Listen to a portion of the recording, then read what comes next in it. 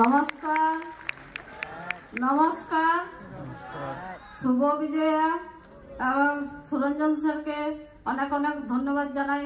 আমি একজন 4 পাস মেয়ে, তো আমি ভালোভাবে কথা বলতে পারি না, তো সুরঞ্জন স্যারকে ধন্যবাদ জানাই যে আজকে আমার হাতে এই মাইকটা তুলে দিয়েছেন।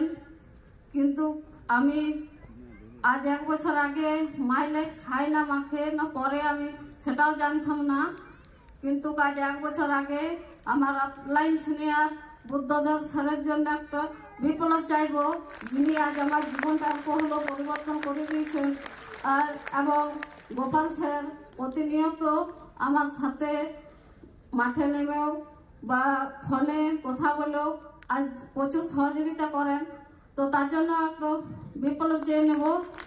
তো তার আগে আমি বলি যে এর আগে তো আমার জীবনে বেঁচে থাকার মানেটাই ছিল না। আমি একজন বিধবা মহিলা, আমার 2টো ছেলে আছে, তো আজ 17 বছর আমি বিধবা হয়ে আমার বাবা মায়ের কাছেই থাকি।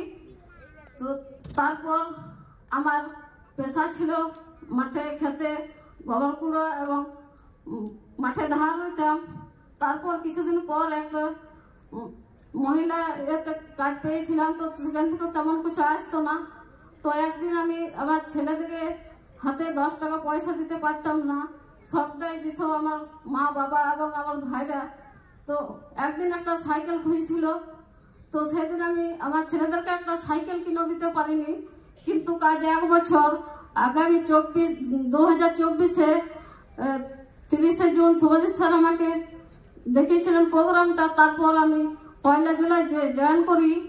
তো 1 জুলাই জয়েন করার পর আমি এইখান থেকে যে সম্মান পেয়েছি মানে বলার ভাষা নেই। তো কি বলবো, বলার কোনো মানে বলতেই পারছি না। এত অ্যাচিভমেন্ট, এত সম্মান, এত ইনকাম, তো এইখান থেকে আমি মানে থাইল্যান্ডে শিকার হয়েছি। একজন 4 পাস মেয়ে, কোনো না জানে লিখতে, না জানে ভালোভাবে পড়তে। তো আমি আপলাইন সিনিয়র লিডারদেরকে প্রণাম জানাই। তো কি বলবো, বলার ভাষা নেই। যদি আমি 4 পাস মেয়ে হয়ে একজন করতে পারি, তো আপনারা প্রত্যেকেই করতে পারবেন। তো আমি এখন একটা দিন ছিল যে আমার ছেলেদেরকে একটা আমি সাইকেল কিনে দিতে পারিনি। তো আজকে এই 1 বছরের মধ্যে প্রায় 11 মাসের মধ্যে আমি অল্টো সুজুকিও নিয়েছি এবং আমি স্কুটিও নিয়েছি এবং আমি ইনকাম করি মাসে 1,20,000-এর ওপরে। তো আমি আমাদের চন্দন স্যার বা আরো স্যাররা মর্নিং মিটিং হয় আমাদের সকাল 6টার থেকে। তো 6টা থেকে 7:30 পর্যন্ত আমি মর্নিং মিটিংটা দেখি শুনি। তারপর আমি ফিল্ডে বেরিয়ে যাই ঘর থেকে 9টা 9:30-র মধ্যে। তো আমি বাড়ি ফিরি রাত 10টা 10:30 9:30 11টা এবং আমার ছেলেও আমার সাথে থাকে সব সময়ে। তো বলার কি বলবো যে অনেকে আমাকেও বলেছিল যে এই জায়গায় কিছু হয় না, একজন গয়লা মেয়ে 4 পাস গয়লা মেয়ে হয়ে কি করতে পারে। মানুষের কাছে আমি আঘাত অনেক কিছু পেয়েছি, অন্য লোকের গাড়িতে চেপেও আঘাত পেয়েছি, কিন্তু কি বলবো তাদেরকে আমি যোগ্য জবাব দিয়ে দিয়েছি যে আমিও নারী, আমরাও পারি, তাহলে আপনারাও পারবেন, চেষ্টা করলে মানুষ সবাই পারে।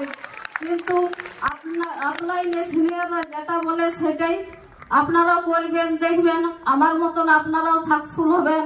আমাকে গোপাল স্যার ফোন করে ম্যাডাম এই ম্যাডাম ওই, আমি বলি হ্যাঁ, হোক কি না হোক আমি হ্যাঁ, আমার মুখ থেকে এই যে পর্যন্ত কোনোদিন না বেরোয় না।